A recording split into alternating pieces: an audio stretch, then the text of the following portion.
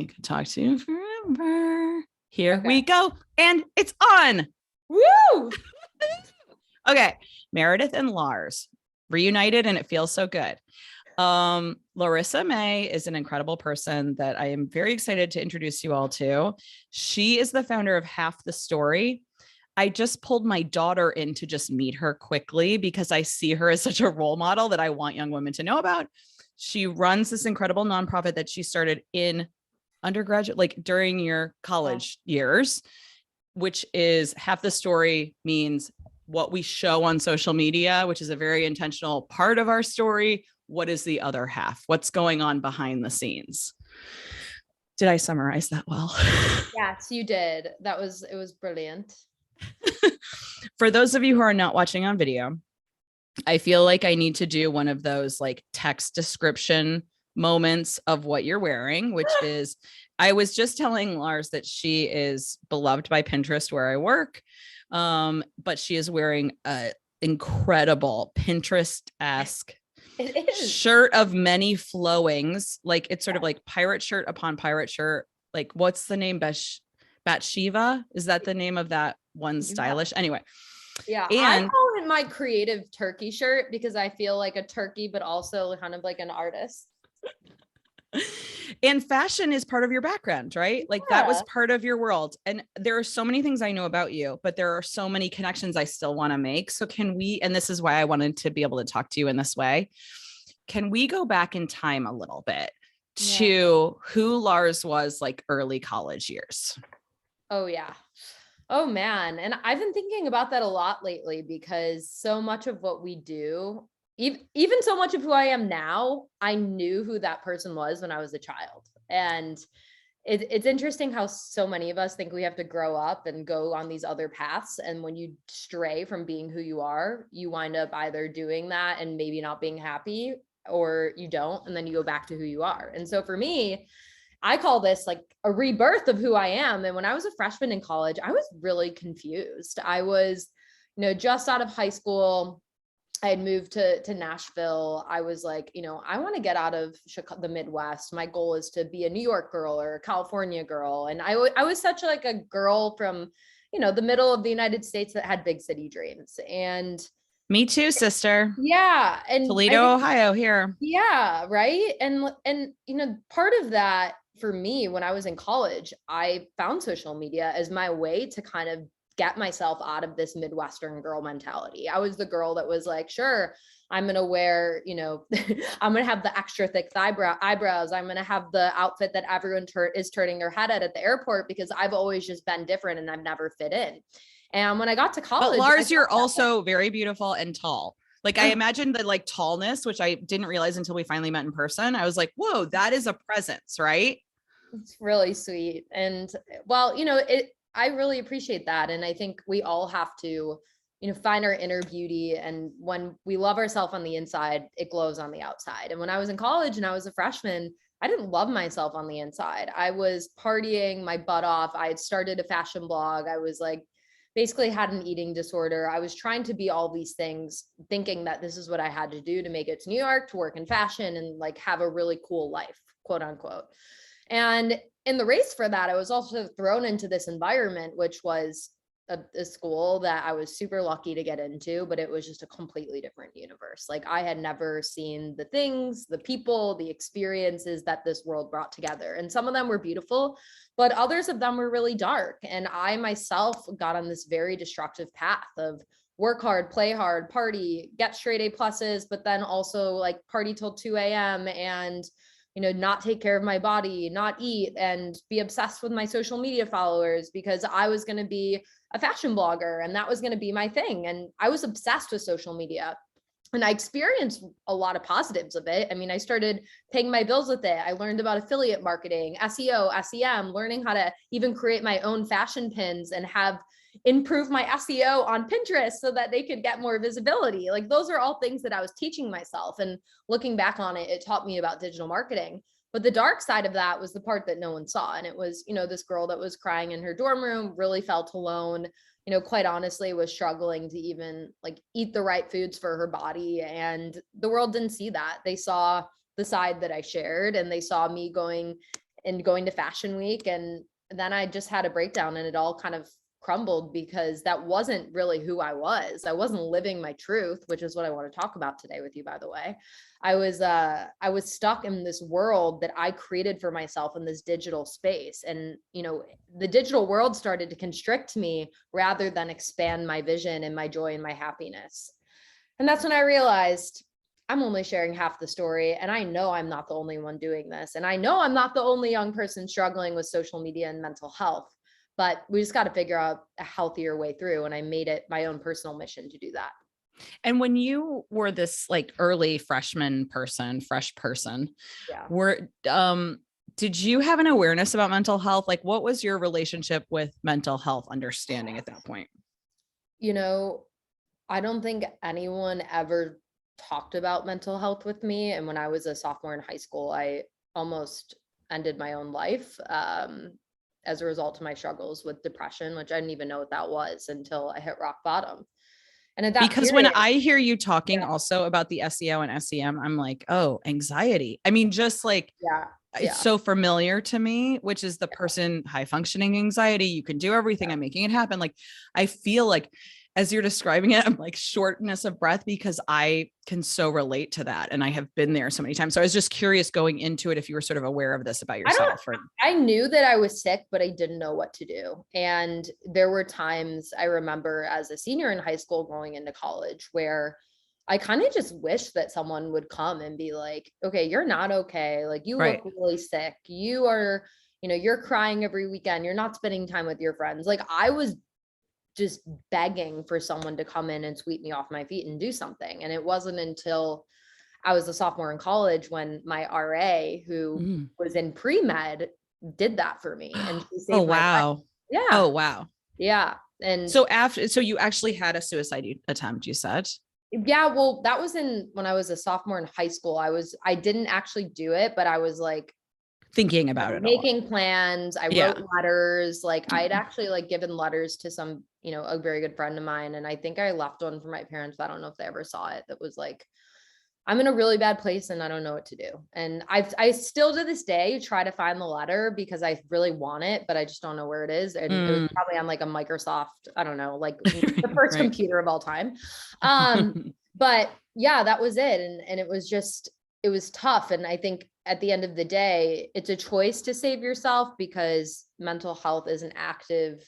It's when you're sick, you can't save yourself sometimes, but if someone can help you get the support, you can save yourself if you want to commit to it. And I think it just opened my eyes to the role of advocacy and advocating for others, and not even just advocating for the world, but for the person right next to you, whether it's your friend or your colleague or your teacher or your parent, because you just never know what someone's going through. What do you think helped you get from sophomore year of high school to sophomore year of college, where you finally met the RA who helped you? Like, was that just grit, or like, what was that helped you get there? I think it was inspiration. I think there are a lot of people in the world, and there was a recent study that came out about how entrepreneurs and artists are like 70% more likely to struggle with mental illness. I think a lot of us, we use pain. Sorry, Junebug. Look who notices. Oh my goodness. Hi. Someone woke up. Oh my goodness, dog to dog. Hard at work. Again, if you're on video, you are seeing a pin pug on the screen, who is the greatest pin pug. The greatest face I've ever seen in my life, responding to my annoying beauty over there as well. Okay. But you were saying. Yeah. Honestly, inspiration. I have been someone that has been inspired almost every day of my life. And my mom remembers me as that young girl. I was always like, I want to start I started a flower headband business and I wanted to create this flower book. You know, because, you know, I took pain in my life and turned it into passion and inspiration. And I'd lost a friend who was a family friend from cancer at a young age. And at that point, I became obsessed with like, how do I help kids with cancer? And so I literally would wear like a gigantic flower crowns, like so big where my family was embarrassed. Like I have to find a visual because I'm like, I can't believe I wore this. I was kind of like, go me, totally going against the grain, but it was straight up flower child. And, you know, I had all these art projects. I would produce shows and things like that. And that was at a young age, but when I was in college, inspiration kept me going too. And the internet did in a lot of ways. I was actually really inspired by the fashion and the art side of it. That was at the beginning of the blogger era and reward style. And I loved learning and I loved creativity. And I was like, well, I can take creativity, entrepreneurship, and like make money when I'm in college and have money to do things. Like, this is cool without having to go show up at an office, which not my thing, um, and work at like a store. I was like, I'm just going to sell the clothes or buy them and return them and get commission. And so for me, it was like this one giant project, and I had lots of internships, and I loved reaching out to people and learning and just seeing where my life could take me. And I think you can still be in pain, but experience inspiration. So many of us, Yes. in a lot of ways, the most amazing artists in the world. Yes. So many of them that we've lost due to mental illness, but we have they almost, we benefit from their pain because their pain drives their inspiration. Yes. And that's kind of like the pain pleasure principle, which I'm, really interested in as well, is that sometimes you have to experience both sides to understand what it really feels like. So yeah, it's interesting. And I think life happens in that way. And I always say, sometimes the brightest lights experience the darkest nights. And I was one of them. And I'm someone that has struggled with that a lot in my life.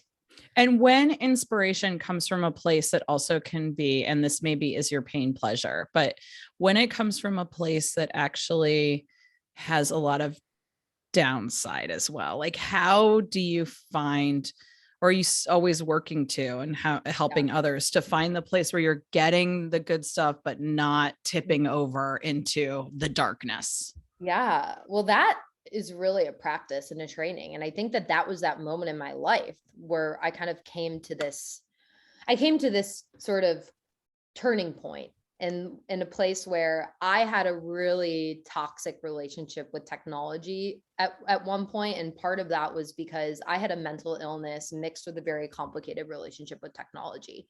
And technology, similar to alcohol, can sometimes exacerbate the feelings that we have. Like if we're depressed, sometimes we can feel more depressed if we're not careful about how we're consuming and how we're engaging. And with tech, I had to train myself and really think about, how am I going to use this for more of the good stuff rather than the bad stuff?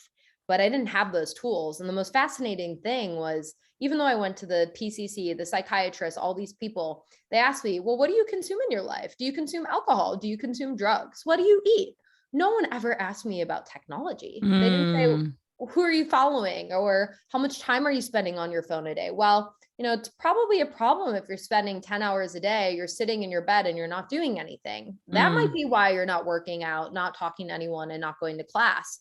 And I had to really like reshift my mind through quite literally taking CBT practices that I had to use for like the way that I felt about myself, and breathing and meditation, and apply that to technology. And like to the point where it was literally, Larz, why are you getting on your phone right now? And what are you doing here? Like you just crafted that yourself. No one was like helping you understand that. You were just like, this is what I need to, this is the area. And I've always been a goal-oriented person in that way, and have really fallen in love with systems and how do we design our life to support our goals. And so I had to do a lot. I had to design my digital space to succeed. I had to design my physical space to succeed. I've not had a TV since I lived at home in high school. So that's a really fun fact. I have no large screens in my house, and I haven't since I was in high school. But then I also had to redesign my life and just think about, how am I using this to fuel inspiration rather than dim it? How am I using this to find community? And I did that through Half the Story. And at a certain point, instead of going on Instagram and looking at stupid models and doing that, I was like, no, I'm talking to people in Paris and, all over the world, going on Google Translator, having conversations. I remember when the Paris bombings happened, I, Skyped a girl a week after, and I'm like, so this is what the news said. What's your point of view? How's your mental health? Like, and it was just amazing because I got to get outside of my own head and my own problems and just talk to young people all over the world, like totally guerrilla style.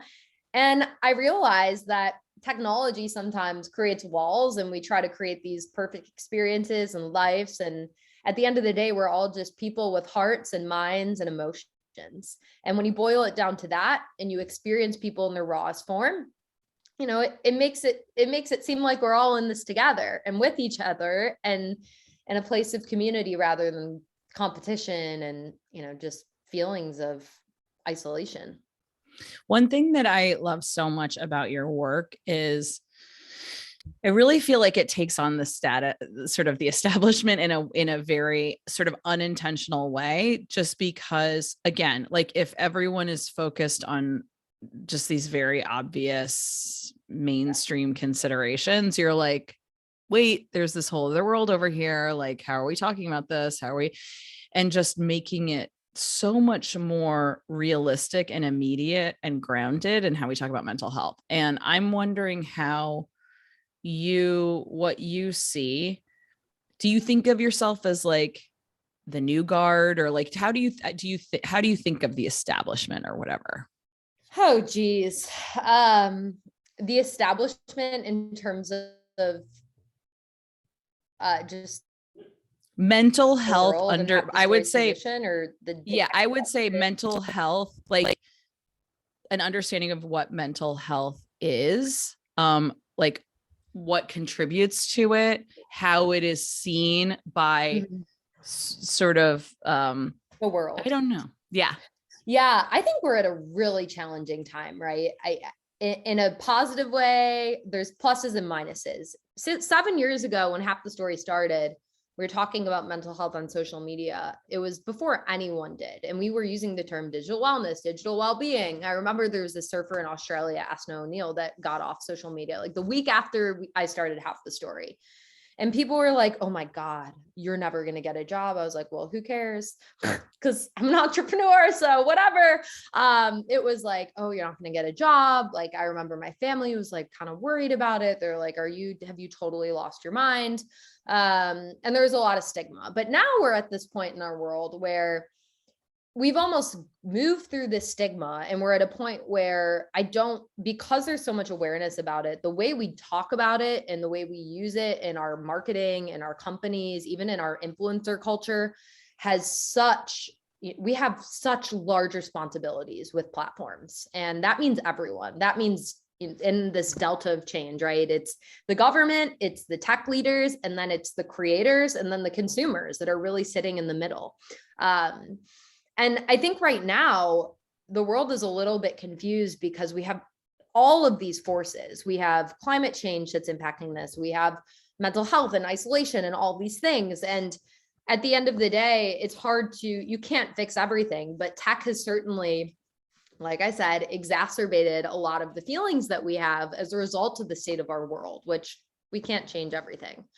And I think my problem with mental health right now is that the media and fake news and Twitter and all of these, shock culture platforms that exist share information that isn't always the most true. And the information that's getting the most engagement is getting shared the most widely. And that's why I love doing Pinterest. Is like, you know what?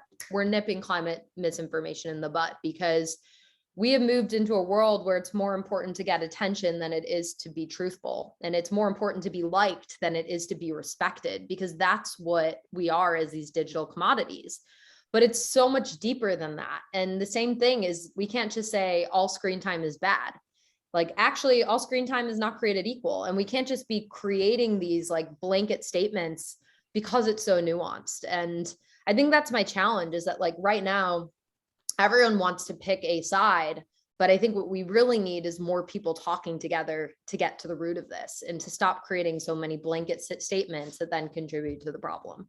Thank you for articulating an answer. I feel like my question was not as specific, not as like clear, and yet you like completely got where I was going with it. And you like really, thank you. You really nailed where, I mean, everything for me is seeing so much polarization and simplicity, like oversimplicity of everything. And it's a tough one.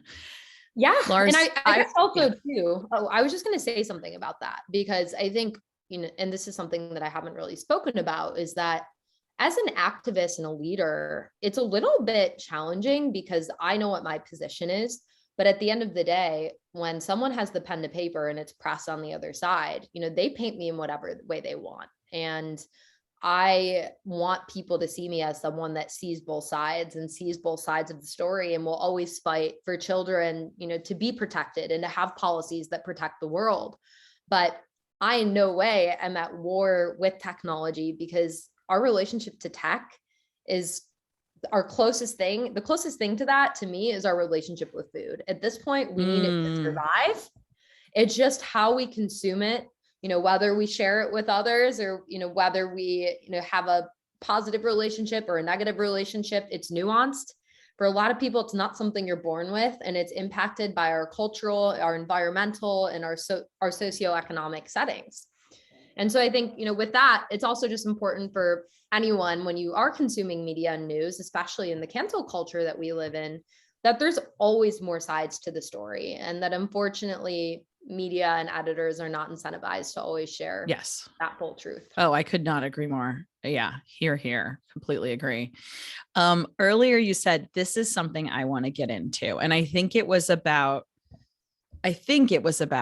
sort of understanding who you are and how to get back to it. Is that true? What is it that you wanted to mostly talk? What did you want to talk about? So, okay. So if you ever speak to people on my team, and I'll start doing this when we have Pinterest meetings, I think I did it in real life, but I start most meetings with the question of, what's your truth today? And my mantra in life is live your truth. And that is it. And I will be saying that. I hope that's on my tombstone one day, who knows. Right. And I think so many of us, the reason why I wanted to talk about living our truth and living our true self is that in this digital world, there's so many things getting in the way of our everyday lives that steer us away from our truth and who we are. But at the end of the day, if you don't tap into that, you're not happy. You can feel it in your bones if you're living your truth. If you're in a job where you're not living your truth, you're sick. If you're, it's all of that. And so I just want to talk about living your truth, and also what that means in different phases of life. Because Meredith, you found a way. And one of the things I admire most about you is you have an amazing job at Pinterest, but they've also been so supportive of your book. And you have this podcast, you have a daughter, you have a family, and you have a dog, and you have all these roles in your life. And I think you live your truth to me. And what I think is inspiring in that you're not just I'm Meredith and I do this thing. You're I'm Meredith and these are all the things I freaking love, and I'm doing them because that's living my truth. And so I think people need that. People need to be inspired, because it's really hard in this day and age. And I just wanted to talk about it. I love that topic so much, and I'm very honored by your words. I will say that there is one word that comes to mind when I think about myself and living my truth, which is maybe not the word that you might anticipate. It's awkwardness. I allow awkwardness to enter the room and welcome it to sit on my lap in a way that I don't think a lot of people are comfortable doing. And frankly, I'm not always comfortable with it, but it has served me so well over the past 7 years that now it's becoming second nature. And I see that it always seems to lead to good things. So for example, if I'm ooh, I didn't ask my question as well, but she answered it. I'm just say it, you didn't ask your question as well, but she answered it so well. It's just, there's something about just acknowledging, and it probably is your same thing. What's your truth? But it's not always just a beautiful, perfect package, but it's getting to the point now, Larz, where awkwardness or seeing other people sort of moving into that space makes me feel close to them. That is what is my bridge. And people who aren't, or who present a facade to me, I'm just I don't have time. I'm moving on. Yeah. And honestly, that's great, because by having that and welcoming that, you're only letting people into your space that can harness that and be cool with that. But also, and this is another fun fact. So I used to be an actress when I was little. I did Second City improv. I was in another life, I would have been an actress, but this does not surprise me, actually. I was a nerd. I had this crossroads. I was I got into a performing arts school and then, another school. And I was I'm either going to go be an actress and go performing arts, or I'm going to be a nerd and go all the way, because that's who I am. So I had the nerd versus actress, went with the nerd path, but now those skills come into play. Oh, and definitely. One of the things that I learned in my acting was that silence is the most powerful and most challenging part of being an actor. So silence, when you're doing a skit, those moments of pause and silence are really, really powerful, because those are the moments that the audience feels something. That's the moment where everyone has to kind of grapple with that. And to me, the awkwardness is almost like it has that same power. And I think we in this world, and I too, someone is like, I'm like the anxious, awkward person that's like, haha, yeah, I totally messed that up. And like, you don't know who the receiver is going to be, but I think we need to channel more of that in our companies and our homes and our spaces, and just, awkwardness and honesty, and also just silence and not knowing. It's okay Not to say, knowing. I don't know.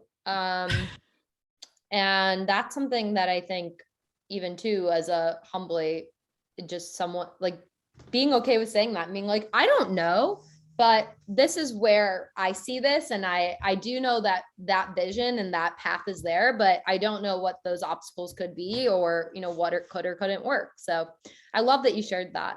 And that's what I love about you. You're just like honest. I feel like, I don't know if honest or awkward is probably not a company value at Pinterest, but I mean, like, here's what I will say, and I was going to Yeah. mention this, is that you never know. I don't think I'm for everyone. Like, for some people, I'm really for them, but like, I'm not for everyone. But I think part of that is like being pretty informal and allowing awkwardness in. And I have been pleasantly surprised that there are people that I would definitely think I would, and maybe part of it is getting older. Maybe I'm not like threatening in the same way, or so. Like, it's okay. It's like more acceptable for me to just be myself in my 40s. I don't know, but I'm much more, I feel very embraced for these traits that I have. And I'm so grateful. Like, I push back on a lot of stuff that I disagree with, and in conversations. And now people are getting to the point where they're like, oh, we know what Meredith's going to say, but I am so grateful, because that's like being allowed, or like sort of allowing yourself to go those places. Yeah. And I think that's the liberation of getting old too. Yes. I think I told you, I've spent a lot of time during the pandemic with this amazing 88-year-old. And yes.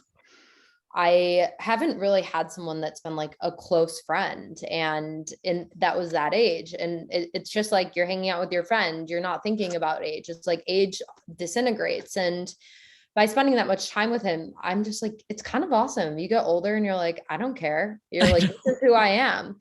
So I'm like, oh God, I'm really not going to care at that point. I'm going to be like, woo. I mean, you've already come so far, and you're an old soul now, but you're right. It's only going to be more so. And it is a complete gift. And, I'm aware that it takes a lot of maneuvering, and there are other traits like extroversion and ability to communicate that like have to go along with it to make it work. But I do think that question of like, where are you honestly? For example, I have a cold right now. I caught it from Alice. She's homesick right now too. Earlier, I was in a meeting, and I just went into meetings with camera off, but I just quickly turn on the camera, and I'd be in bed, and I'd just show like my eyes and forehead in my bed. And I'd be like, just so everyone knows I'm here, but this is what's happening here. And it always seems to make other people start to loosen up. You know what I mean? They start to do it. It's just, you kind of need to, it's been easier and easier for me to forge that. Yeah. Yeah. I love that. And that's why I love that question, because I'm like, all right, we're all on Zoom. I'm like, did you just like explode coffee on your computer? Right. Like, where are we? Like yesterday, I was sitting down for like a fundraising call. Right prior to it, I had a LaCroix that exploded on my face, like all over my shirt. And I just got on the call. I'm like, I just want to let you know that I just exploded a LaCroix all over me. So brilliant. You're wondering why I have water in my face. Yeah, like, I'm glistening. It is sitting on the ground. So just so you know, like, if I'm wet, I made it rain with LaCroix, but I'm super pumped to dive in today. That's amazing. And, people need to also loosen up. I think, that's a big thing, tapping into play and creativity. Yes. And I talked about this with you before, but you can't look at mental health on one end and playing creativity. Oh, agree. That's like a big part of it to me too, is like, why don't we just like, mental health doesn't always have to be always. illness, I know. right? To me, it's like And even if make it it is fun. mental illness, there's like again, that's the creativity and the inspiration. Like that's such a rich story, and there's a lot of humor in there, and there's a lot of pain, and like all those things can go together in really interesting ways. Just as a reader, I'm just like, give me more. That is like humanity, I just want more. And that's why I love comedians who Me like too. to talk about mental health, because Me it's too. like, it's like I said, the brightest lights have the darkest nights. A lot I of mean, people Maria that, Bamford, she's like a yeah, gift to us all. I know. Um, do you what was I going to ask you? It was about what if you could sort of change people's minds about technology or have them thinking differently in some way, Mm-hmm. the people who are listening to this, what would you encourage them to do? Well, I think the first where we begin is we need to rewrite the story. I think the story that we're told is that tech controls us, that tech is a bad thing, and that we're all going to be addicted for the rest of our lives. And in some ways, yes, there are certain platforms out there that do not design their algorithms for inspiration and to protect people and to stop the spread of misinformation. But it is your choice as an individual to empower yourself and commit to digital well-being. It is not something that happens overnight. It is not going to happen by just taking a day off of technology. You have to rewire your mind in the same way that you rewire your morning routine or a fitness journey. And I think that's the big story that it just starts there. It's like, it's your choice, and it starts with intention and quite literally rewiring your brain. I love that. I love that so much. One thing that I'm always amazed by is how quickly you formulate really thoughtful responses to things that are happening. Like Elon Musk, you'll be like, Twitter, you're there. Like anything that comes out, you're just like, within 10 minutes, you're like, let me give you a really thoughtful, informed take on this and how to think about this. Is that just because you have your sort of framework that you're always growing and thinking about? Like, where does that come from? Well, it's fascinating you ask about that, because and I will say my secret to that is Google Alerts. So I get Google Alerts every day with all the breaking news and mental health, technology, and youth. So I basically go to my email and I'm like, okay, what's happening today? Cool. I'm going to make a video about it, because I realized You're so good at it, Larz. Like every time I'm like, she is on the vanguard. Like, this is what people are talking about. This is what they're thinking about. Filters. Like the second we start talking about facial filters, you're like really thoughtful response to it. Well, thank you. And I think for me too, as a leader or whatever I am, person, creator, I had to also really think about this during the pandemic of like, what is my role in this digital space? Because we use technology to reach people. And to me, half the story's job is for me personally, I can have a little bit more of my own response and thought, but half the story is about showcasing, at least from a media perspective, how young people are feeling about what's happening.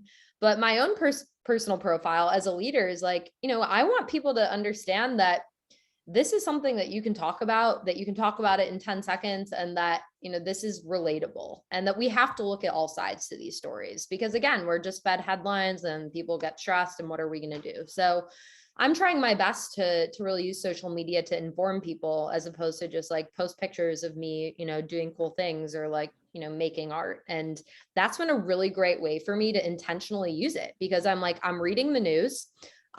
Sometimes I'll write out my thoughts if it's like a more provocative thing, but other times I'll just say, all right, I've got 15 minutes to make a video, and I'm doing it. Bam. And like, that's how much time I take, probably 15 to 20 minutes a day. And I just throw it up and I move on. It's so good. It's so good. And I'm like, whatever, and that was, I think, a big part of it is like, how am I going to show up on social media? Like, well, I guess this is the best thing I could do to help. And it's fun. Like, and it's funny to see how people respond. And sometimes you get trolls, sometimes you get, all sorts of things. And I'm just like, all right, cool, lay it out. But even more so, I just love hearing from teens and what they have to say about it. And like, they have amazing voices. And so we're trying to put a lot more of our teen ambassadors on platforms this year too. And Oh, I just cool. love it. I just love hearing what young people have to say. Like this yesterday, one of our teens, I wrote in our community group and I was like, hey, I'm sure I don't know if anyone saw the news, but I want one of you guys to speak on this. What do you think about how is this going to impact your mental health? And I get this like amazing video. He's like, just got back from school, 1 minute. Let me send this to you. I'm like, wow, this is powerful. Wow. So look, there's more to come, but we all have to live our truths, speak our truths, and just stay informed because there's so much happening. I'm like, every day there's a new thing to talk about in this world. And I know that you're on top of it too. And you all are you're trying to be on the right side of it in every aspect of your life. And it's hard nowadays with, purpose and profit and having all of those things come together. Which, yeah, I love to learn. There's so much to learn about this space. Every day I'm learning. So me too. I learned so much from you and I am so grateful to you in so many ways. Like, I just feel like you're a rising star and I can't wait to see just all the growth and change. Like, even since I first met you, and now I'm like, oh, she's on the Today Show. Of course, she's over here. I mean, it's just so clear. And I love seeing it because those are the voices I want to hear. Like, that's like true insight.